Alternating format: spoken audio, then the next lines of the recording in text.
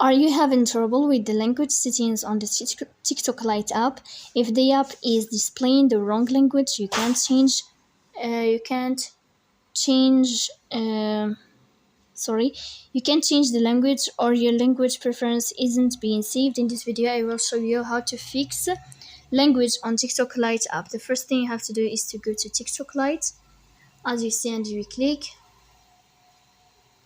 Then here on this page, we click on profile, so you will tap on profile.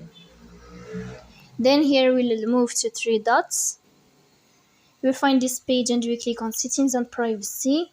After that, in this page of settings and privacy, we'll move to this window of app language and you will click. Then you can choose any language you want. So this is how it works if you're enjoying watching this video. And if this video is helpful for you, don't forget to press bell icon and subscribe. See you next time.